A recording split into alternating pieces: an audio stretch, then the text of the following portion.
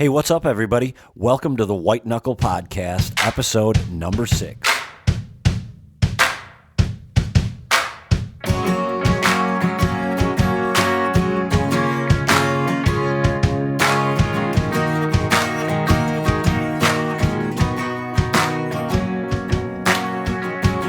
Hey, everybody. Thanks for tuning in again to episode number 6 of the White Knuckle Podcast. Today, Todd is out, so I'm going it alone. Today, I got the privilege to interview Dr. Grant Woods. For any of you who have watched Dr. Grant Woods' TV show, Growing Deer TV, you know that he is a wealth of knowledge about white-tailed deer and white-tailed deer hunting. It would be remiss of me not to share with you my absolute respect for Dr. Grant Woods. He's a gentleman who is a sheer joy to talk to, and in addition to that, he's extremely, like I said earlier, knowledgeable about deer and deer hunting. After talking with Dr. Woods for a very short period of time, I realized that I wasn't talking to a guy that was just looking to promote his show. I was talking to a gentleman that really wasn't there to tell me how much he knew, but more importantly, he was there to share with me what he knew. And I've got to tell you, from the 26 years that I've spent in the car business and all the different people that I've spoken to that have told me all the things that they know and how important they are, I didn't get that sense from Dr. Woods. I got a sense of his eagerness to educate anyone who is willing to listen about deer and deer hunting. And in my business, in what I've done in a short period of time with White Knuckle Productions, I can tell you it's an absolute joy to get to talk to someone like that. So sit back and relax. I hope you enjoy my conversation with Grant Woods as much as I got to enjoy recording it. Today, I have with me a guest on the other line that probably doesn't need any introduction. I have Dr. Grant Woods on the other line. Grant, how are you today? I'm great, Jason. Thanks for having me. Yeah, well, thanks for agreeing to come on the show. It's a privilege and an honor to be able to speak to someone that possesses, so much knowledge, not only about white-tailed deer, but nature, I think, in general. Would that be fair to say? I hope so. I got to tell you, after college, you tend to, at least for me, I forgot a lot of flowers unless deer eat them. You kind of, as you get older, you start focusing in more on what you want to know, and so snakes and flowers and some of the bird stuff you learn in college, you kind of let go because they're not impacting what you do every day. Gotcha. Speaking of what you do every day, deer season is recently just ended. I caught the last two shows here recently with your daughter Ray, I believe, shooting a buck that dropped its antler shortly after she shot it there, and then the gal from Bass Pro took a doe. Season's done with. What is Grant Woods doing on a day like today? Well, today we actually are working on some habitat stuff. I'm very involved in trapping. I enjoy trapping. Last year I had my wife a king-size blanket made out of raccoon pelts. It's just lined with coyote on the outside, and it's beautiful. But the fact is that coyote and raccoon prices have been down for a couple years, and this year they're really down. I mean, right now there's about 1 million raccoon hides in cold storage because prices are so low. Guys caught them last year aren't selling them. So if they're not selling what they had last year, they can't afford the gas or the steel or the traps to trap this year. So predator numbers are really high, and contrary to what some people say, they have a huge impact on game species, quail, turkey, deer. So here at our ranch, we trap very aggressively during the legal season. We got just a few more days. It ends at the end of January, and we trap raccoons, possums, coyotes, and bobcats. And this morning we had a big male coyote in the trap. Fun. How important is trapping to your overall strategy with respect to the proving grounds there in the land that you're managing? How important is doing that type of management? Because I think that's something that a lot of us don't talk enough about, or there's not enough conversation about how important are those things.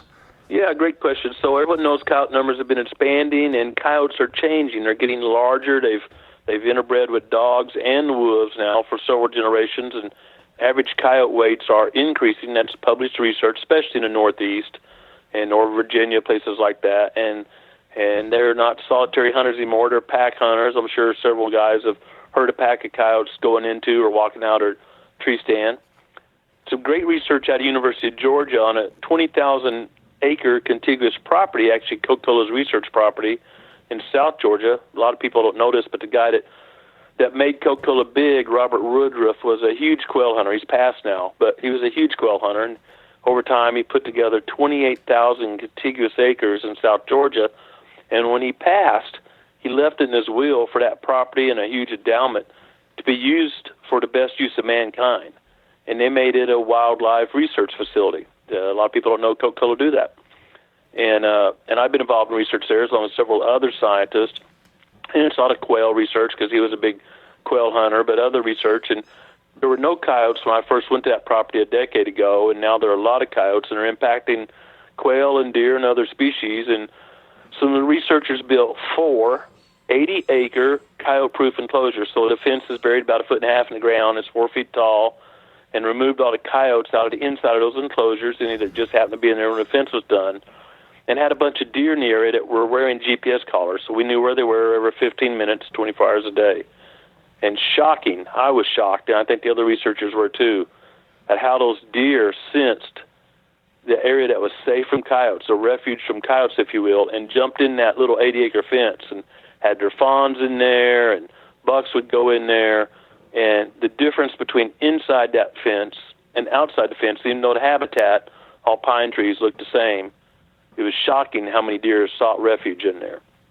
And that was just kind of the start of a lot of other research projects. But so it can make a difference. So I'll never get rid of all the coyotes off my property, nor do I want to, but I'd like to at least get them balanced with the prey species on my land where they're not having a huge negative impact.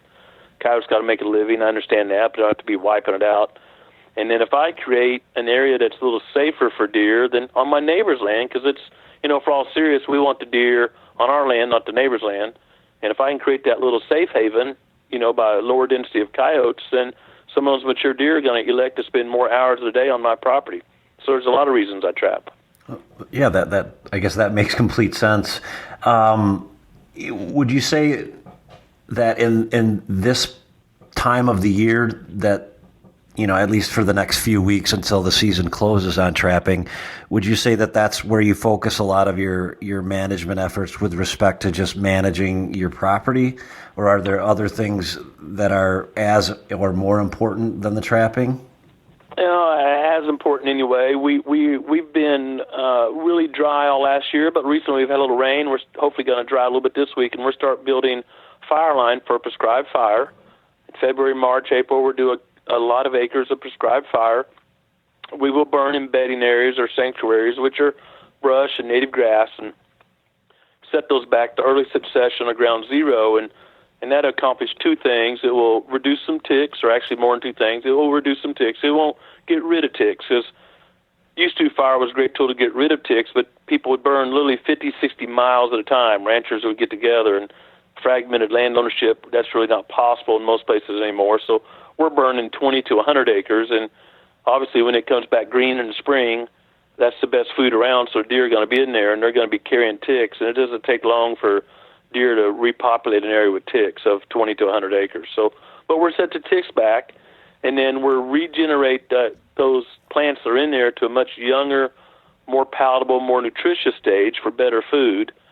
And we keep that cover really thick down from 0 to 3 feet, because once it gets tall and shades out at ground level, it's really not, even though it's thick for you and I to walk through, it's not doing a fawn or a baby quail or a baby turkey poult much good. It's just too open down there, and predators couldn't really get to it. So there's a couple reasons we burn, and so we'll be doing that. We're making sure we have mineral out now. It's legal here in Missouri, so we're going to have trophy rock out, and deer. There's a lot of conflicting stories out there, but most people don't realize salt is a huge mineral for deer. All mammals use salt as what's called the sodium-potassium pump. It's how we get rid of water out of our body. The kidneys regulate the amount of salt, and that's how they control the water level.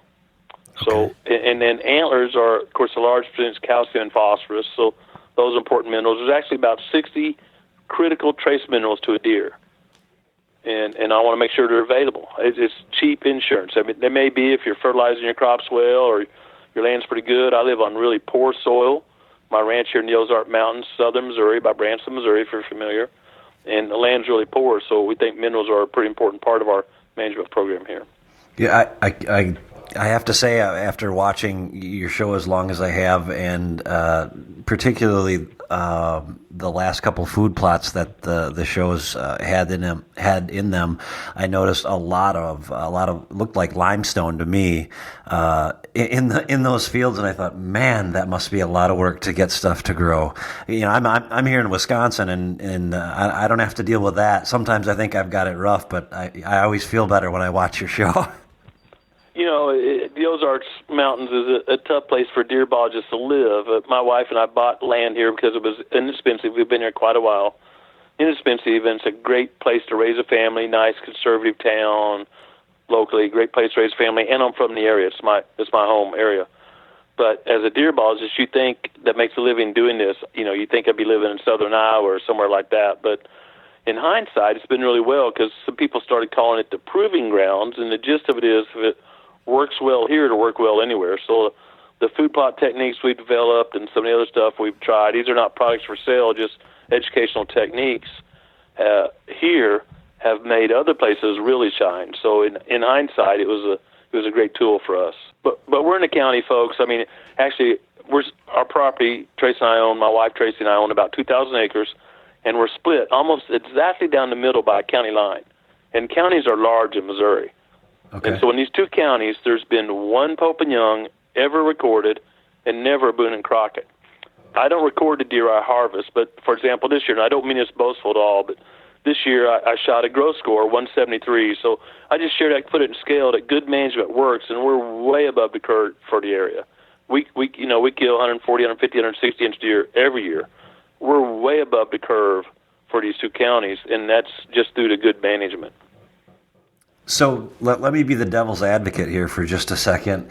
Sure. And say to those folks that live in the Michigan, the Wisconsins, wherever there's a tremendous amount of pressure, and they say, well, I don't have all that land.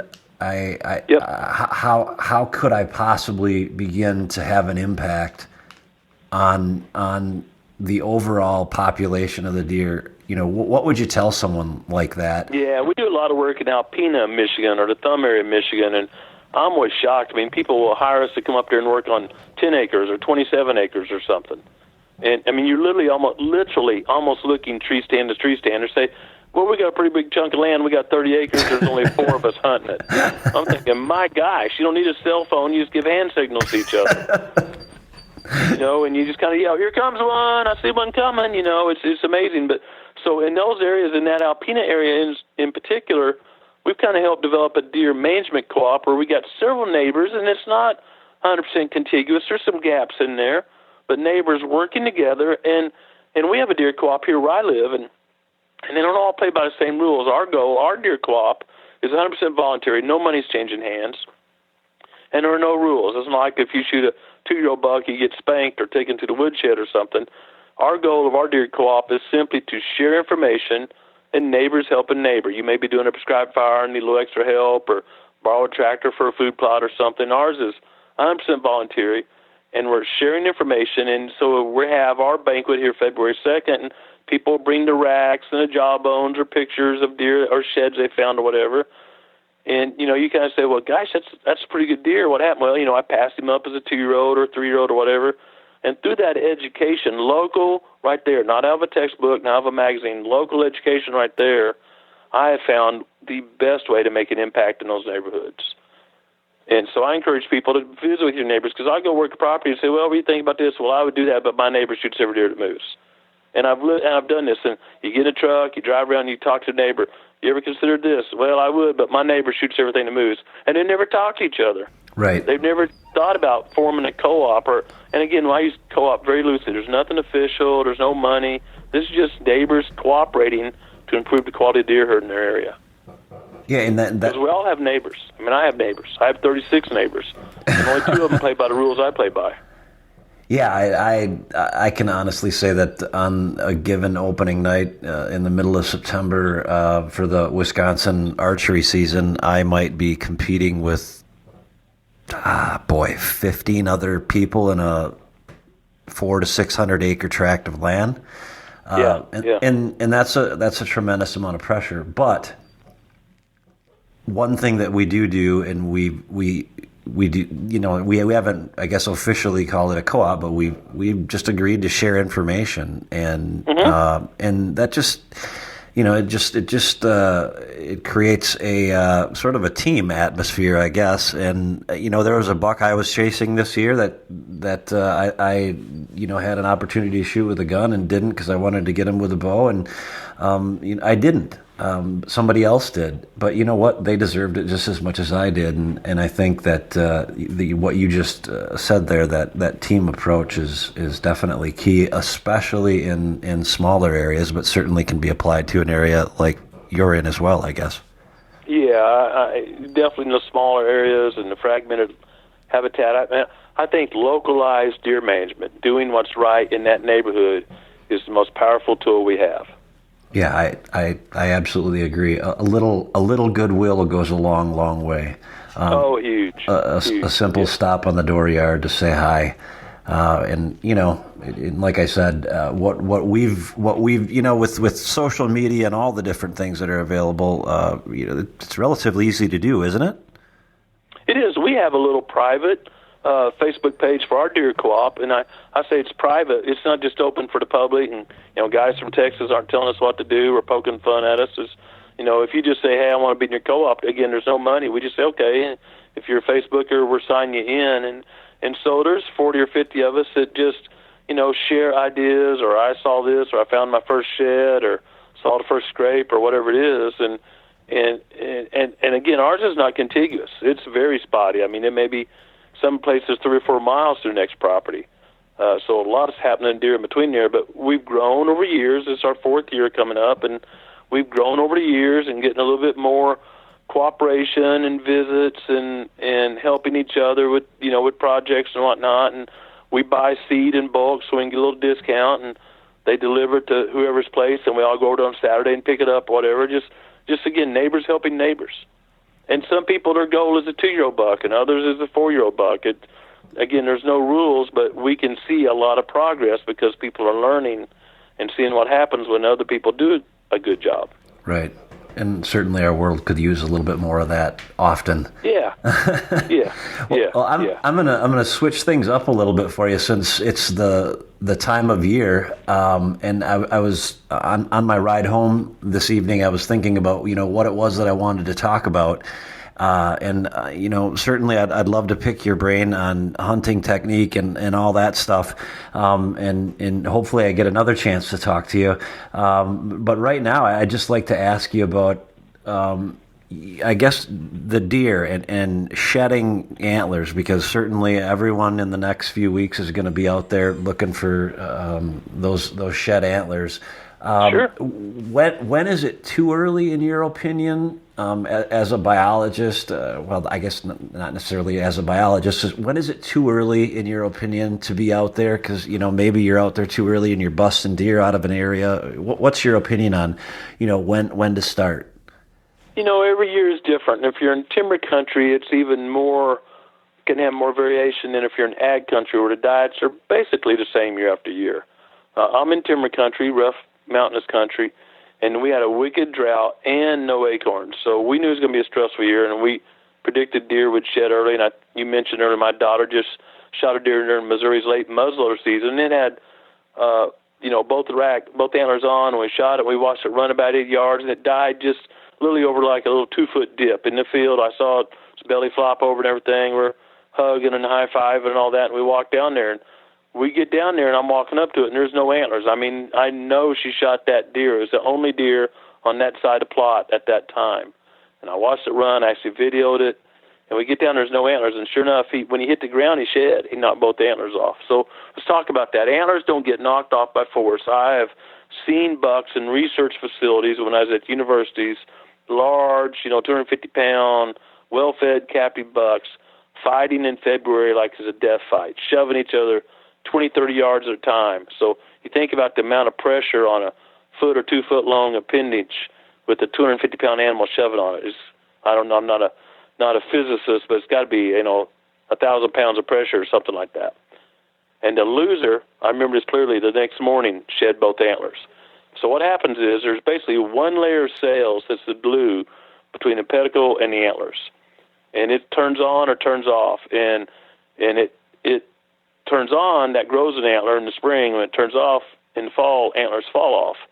And they can fall off anytime from about mid-December on without an injury or whatever, because the shortening day length triggers a decrease or the potential to decrease testosterone production. And antlers are all related to testosterone. So if a buck gets injured or in a fight, he really gets beat and he's submissive, and it's late in the year, he'll go ahead and shed. And they don't rub them off, have to knock them off. Antler traps usually don't work that well because they're not physically knocking them off. When the chemicals change, they're just falling off. It's just that simple. Boom. So, but that's the threshold. So mid-December on, depending on the latitude you are, once we cross that threshold, that can happen. When does it happen? When the testosterone level drops below a certain threshold. So if he's winning fights or active in the breeding cycle, that testosterone level is going to stay up there, and he may hold antlers to March or so. I've seen antlers in turkey season here, very early April. Mm-hmm. But a lot of times, if they're not stressed from food, our deer were stressed from food because of the drought, no acorns, not stressed from food, or not getting whipped, or testosterone levels staying pretty high, it's going to be mid-January to mid-February when most deer shed. Okay. Great year. And here's another little secret. The longer deer hold their antlers, that means there's better quality food out there, the higher the turkey average body weights will be the next spring in turkey season. Deer shed early, turkey weights are liable to be pretty low because they're not eating much. Okay. Wow. I guess I hadn't correlated the two. That's interesting. So that's the shedding cycle. I'm always amazed that there's only about one layer that you think out, we can't even see a cell with the naked eye. Mm-hmm. One layer of cells is the glue between the antler bases and the actual antler. And when they turn loose, they're coming off.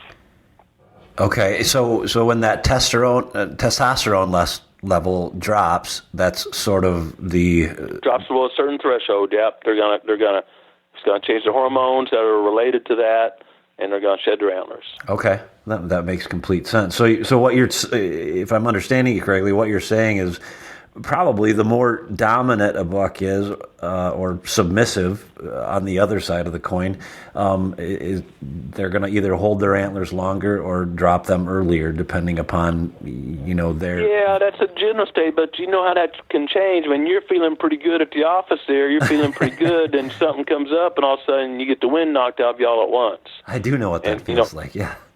Yeah, and the buck is feeling really good. Then all of a sudden he gets whipped, or even by a buck you shouldn't normally whip him, and his testosterone level drops below a certain threshold at the right time of year, he's going to shed.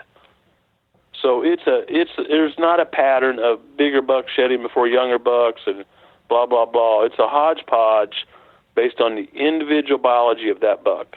Okay. Injured bucks almost always shed early. If you got an injury fighting or got poked or something, or car wound or gunshot wound, you're going to shed early. Okay. I guess that makes complete sense. Speaking of injured bucks, another thing I had on my list here, is there a way or a rule of thumb that you could gauge how much an injury is going to affect a buck the following year? In other words, it's December 1st. The rifle season is over in Wisconsin. I'm sitting in my bow stand, and here comes a buck. He's a 3-year-old, 115-inch, whatever. A buck that in a good management strategy you'd be passing, but he's limping along. Is there any way to accurately gauge? I don't think so, unless it's obviously a terminal injury. Deer are so resilient and heal so well, and we've collected a lot of deer for studies and whatnot. It's basically legalized poaching with the permit at night and golf courses, whatever. And I've shot deer that look perfectly normal out there, and I get in and necrops them, and there's a broadhead in one lung, mm-hmm. and it's calcified over, so it's been in there for a while, or they broke a bone that you don't really notice until your necropsy is a scientific word for an autopsy of a wild animal. And so when we necropsy these animals to pull our data, I'm always shocked at the amount of injuries I find. Or some of the cooler injuries are, you find a dead deer, someone will call you about a dead deer, and there's nothing on the outside. You can't tell the reason of death. And you start skinning it out, and you find a huge hematoma or a bruise in between the ribs. What happens is, a lot of times when bucks are fighting, they're hit in the ribs with an antler so hard, but the skin's so tough, they will go in with such force that they will rupture the heart, but it doesn't puncture the skin. Really? And the antler tine will go between the ribs, puncture the heart, or rupture the heart because of blunt force, but the skin just stretches with it as it's built to do, and on the outside it looks normal. And inside there'd be massive heart trauma. And so we just can't predict those things. You just never know. And there's another great thing called capture myopathy, which is stress. And in the old days, we don't do this much anymore, but when we would trap and transport deer to restock areas, and they would look great. You trap them and you put them in a box and a truck, and then they look great, and you let them loose, and they run like a banshee away from you, and they run out there out of sight, and you're going patting yourself on the back, boy, we did good. And, you get some radio collars on something, and a day later, half of them are dead. This is one big reason against trap and transfer. And when you trap a wild animal, especially deer, because they do not domesticate well. Elk will domesticate. Whitetails do not domesticate. They'll try to kill you 5 years from now. And you let them out, and they've been surviving on this flood of survival hormones.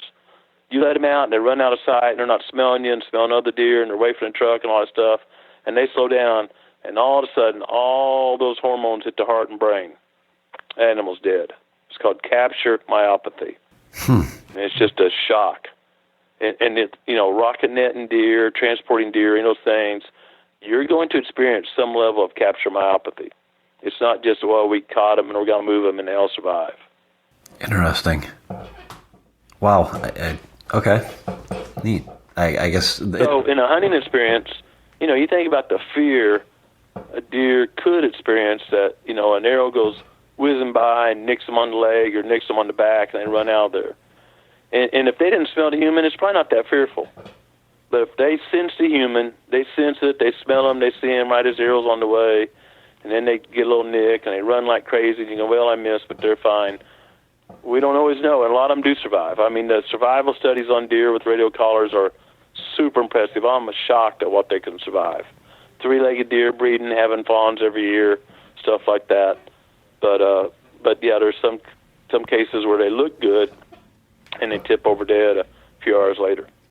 The next question I have, I guess, is really about you, if that's all right. What is the most rewarding part for you of what you're getting to do these days? What do you find the most rewarding? Well, I'll share a couple examples. My dad is 86 and just went through 5 really rough rounds of chemo for cancer. And my dad's, of course, my hero, and he was a construction worker and raised very poor. And so my dad had never had a physical, not one physical in his life. And last year, just 2 years ago, it started deer season. And I could just tell, boy, he's really not, something's wrong. He's not doing what he was doing just a few months ago. And I knew I had one shot, so I took him to the Mayo Clinic, and they come back. I'll try to get through this, and they identified 43 massive lumps of cancer in his chest and abdomen. Oh, man. And when I saw that first CAT scan, I thought, oh, my gosh, there's no way he's going to survive this.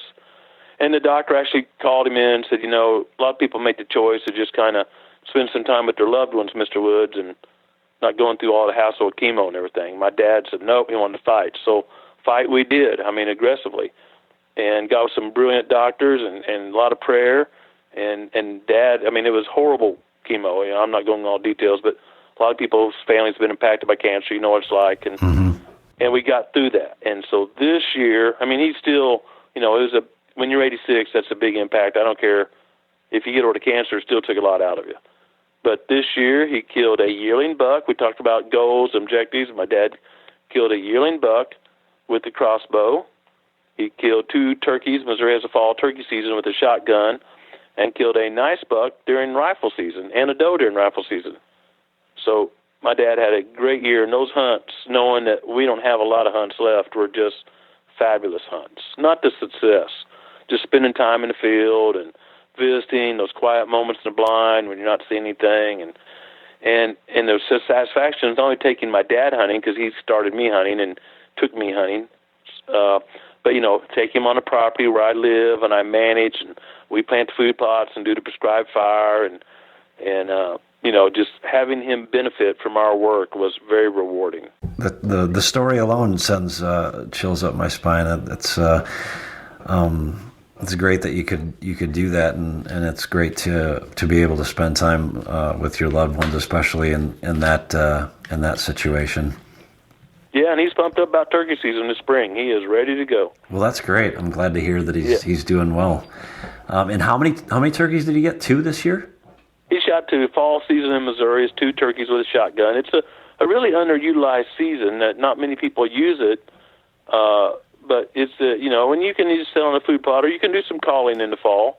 I had some trail cameras up and knew that this one food plot there was a pretty good flock of gobblers trucking through there on a pretty regular basis, not every day, but a pretty regular basis. So we put a hay bale blind up on the side of it and made a few light calls and just sat there a while, and sure enough, here they came. And whatever reason, they decided to walk through there that day. And when you shoot one turkey, usually the others will gobbler, the others will jump on it and flog it. And Missouri, you're allowed to. So he shot, and they kind of busted a little bit, and then they come back and tried to beat up on their buddy who was laying there on the ground. And when they kind of separated enough, he took another one. He was happy as he could be.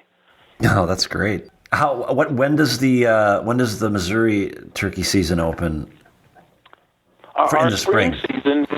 Yeah, spring season this year, I think, is the 18th, April 18th, whatever that Monday is right there. Okay. And we go 3 weeks, and it's not a lottery draw or anything like that. It's anyone can buy a tag over the counter, and you're allowed 2 birds, but only 1 during the first week. So if you kill 1 opening day, you have to wait 7 days before you can hunt again.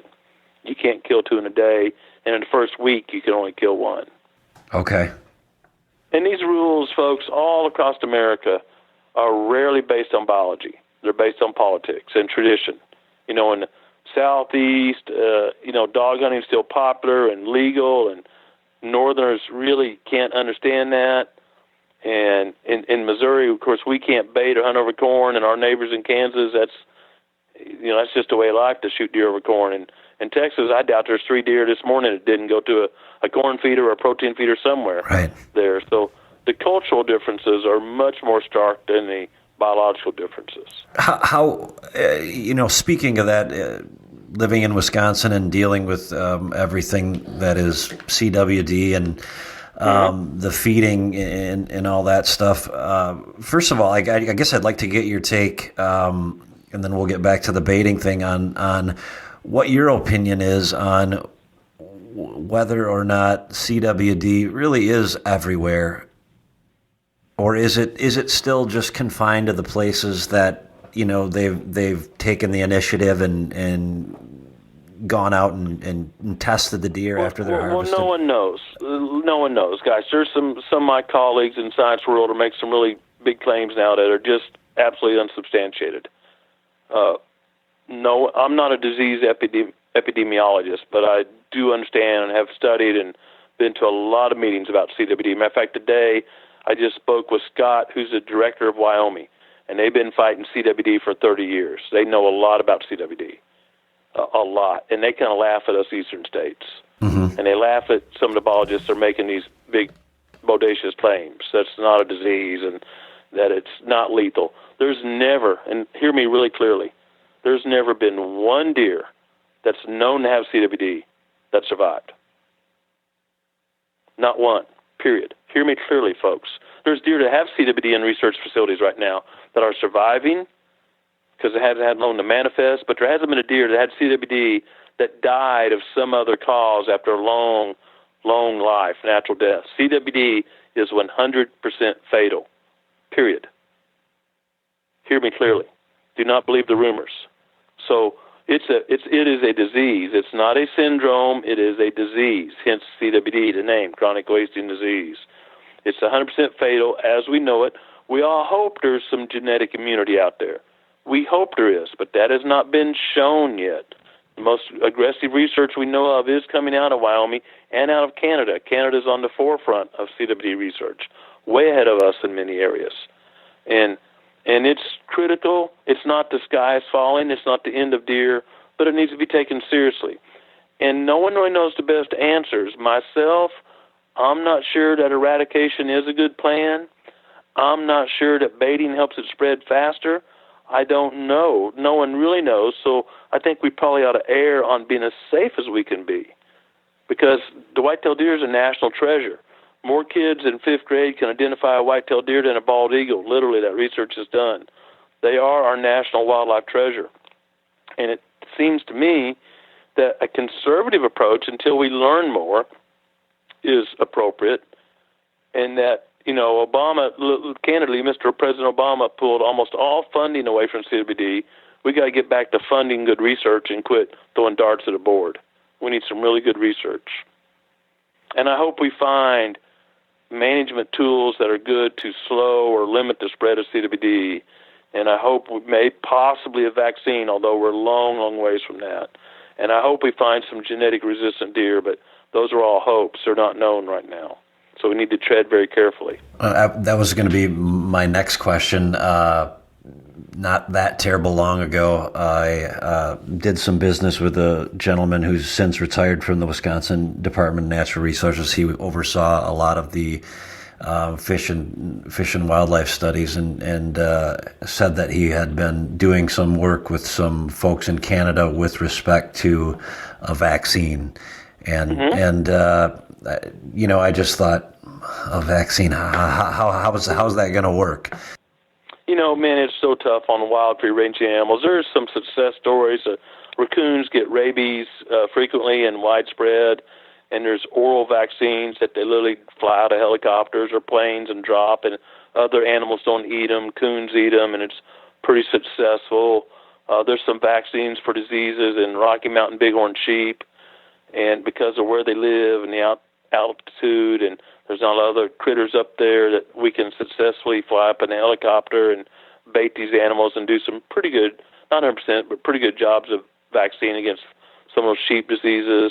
When you got something as omnipresent as a deer, and there's not much that a deer will eat that some other critter isn't eating, and we certainly can't capture and tag enough deer that they're going to make a difference and, vaccinate them and let them go. That's not practical. So a vaccine, I think, is a pretty tough stretch for wild free-ranging deer.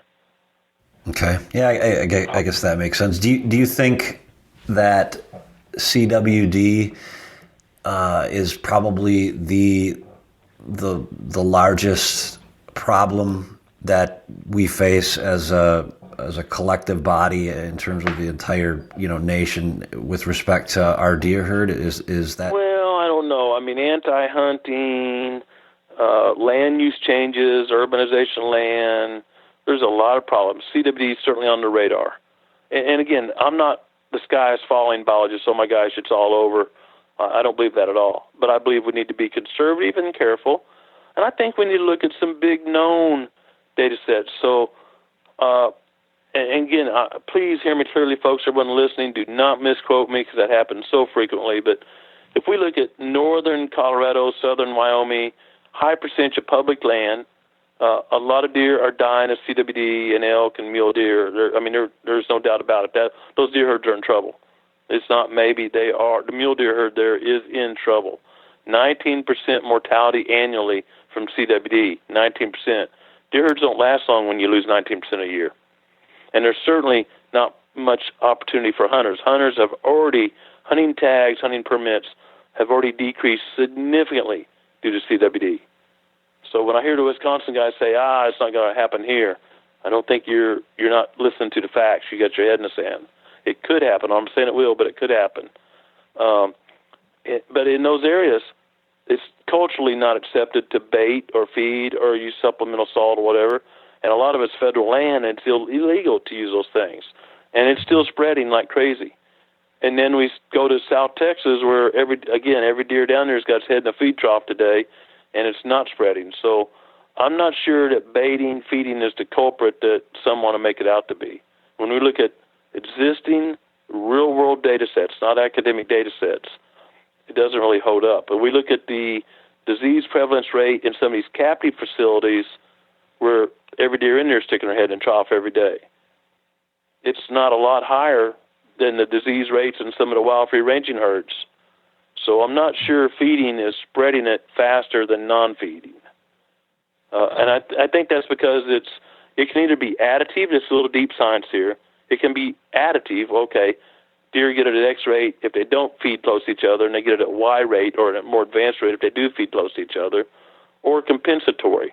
And compensatory means they're shedding the prion, urinating, defecating, salivating, whatever, all in their home range anyway.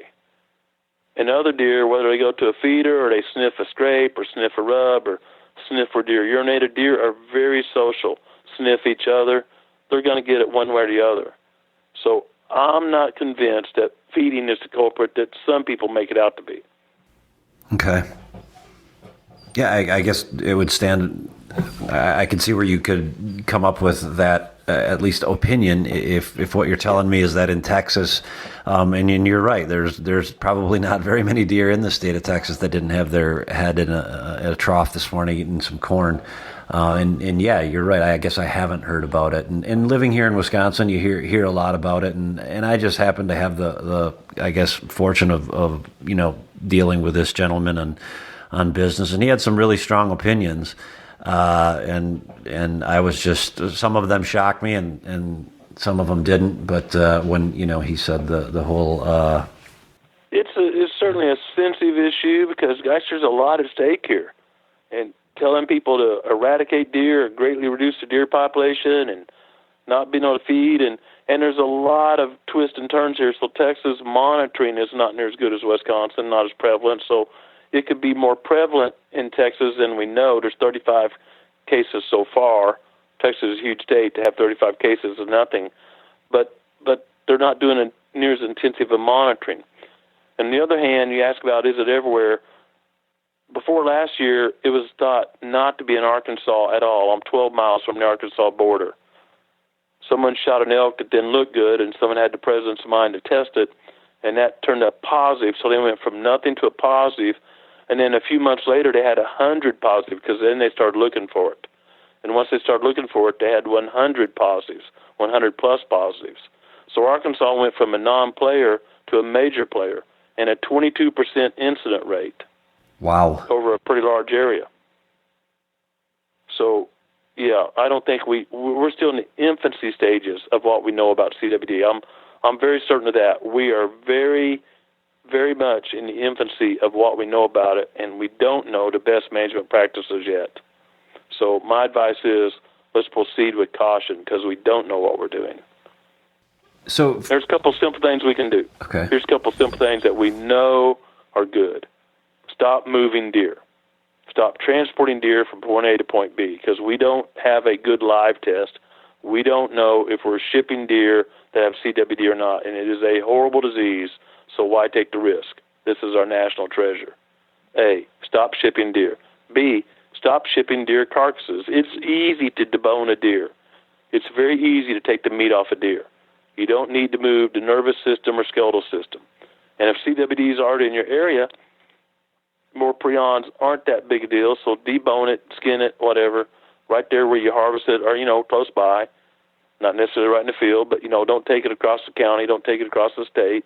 And for goodness sakes, don't go out to Colorado or some known CWD area, tag a critter, bring it back to your place, skin it out, dump the bones there, and possibly plant that horrible disease in your neighborhood. And you say that because we don't know, but it's possible that it could get transferred somehow from those bones? No, we know it can do that. We do, okay. Yes, that's a definite. Okay. I guess I hadn't thought of that. Okay. Wow. So there's many moving parts to this story, it sounds like, and we kind of got off on a conversation about CWD. No, that's okay. It's a real factor. Some people are dodging it, and I think we need to talk about it. It's a real factor, and we need to admit that this is a serious concern, and we don't know enough yet to make really good regulations, and there's certainly not a cure yet.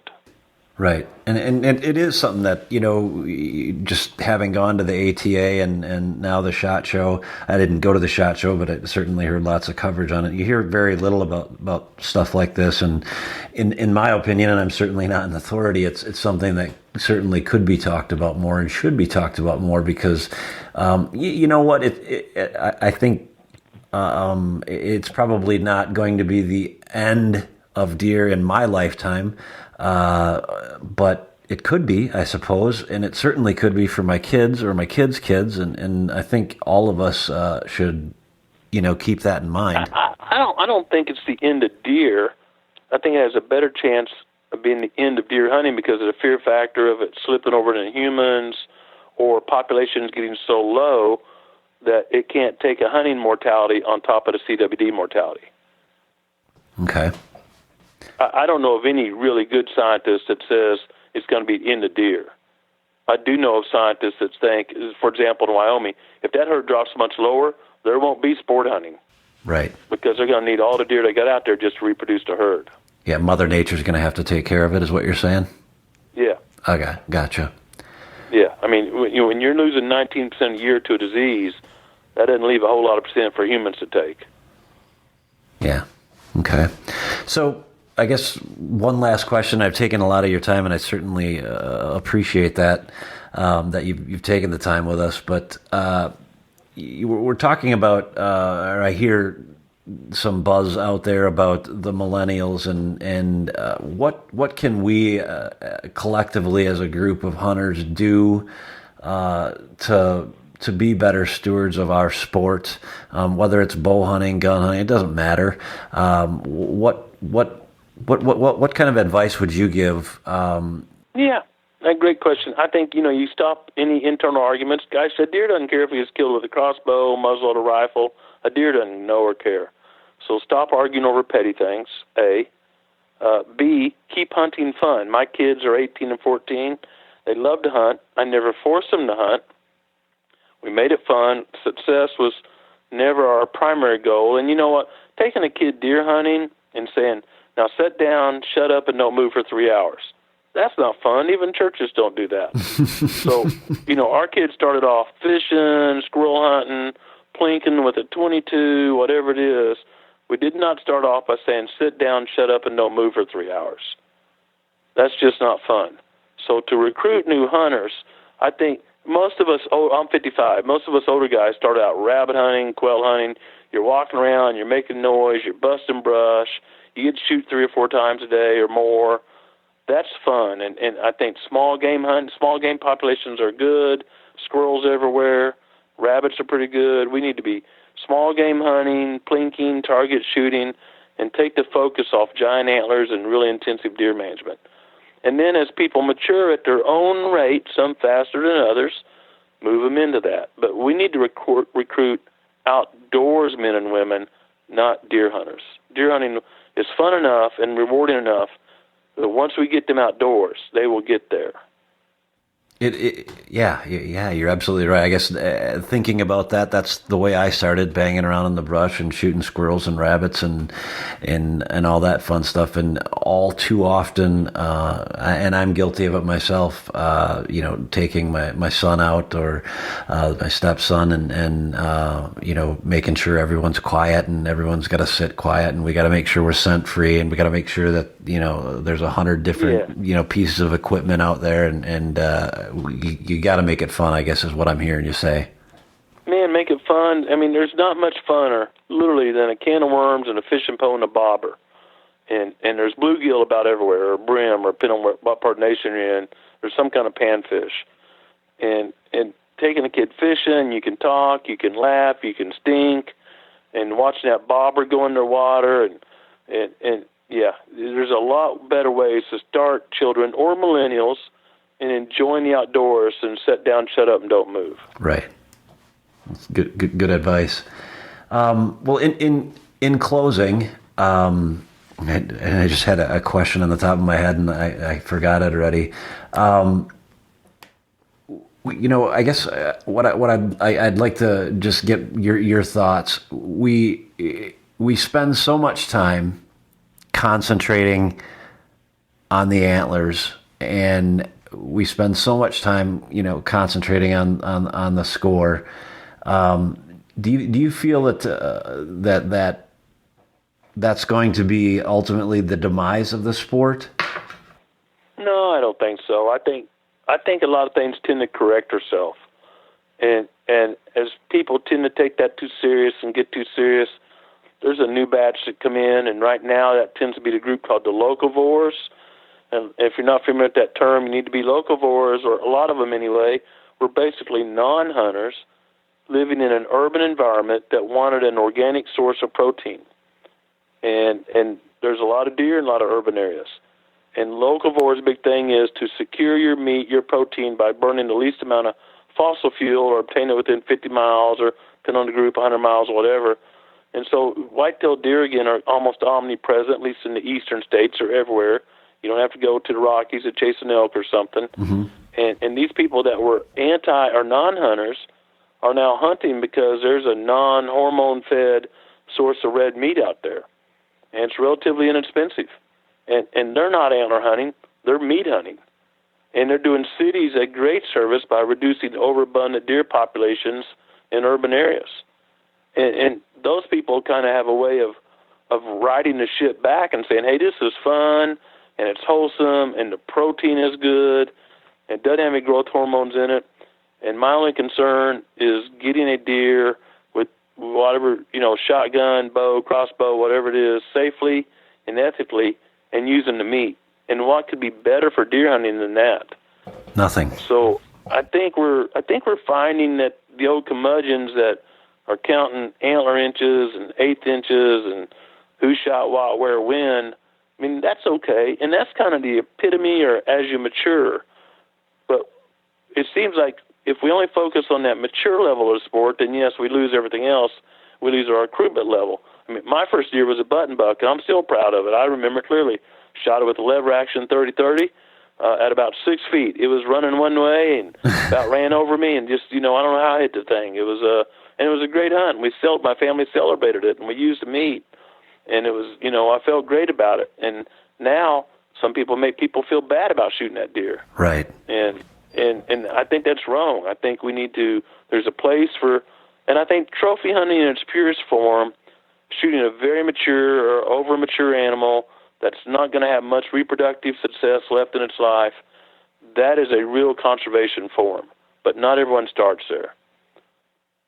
And quite frankly, if you'd have started me that way, I'm sure I'd have got bored and I'd have been knocking around golf balls or shooting basketballs or something like that.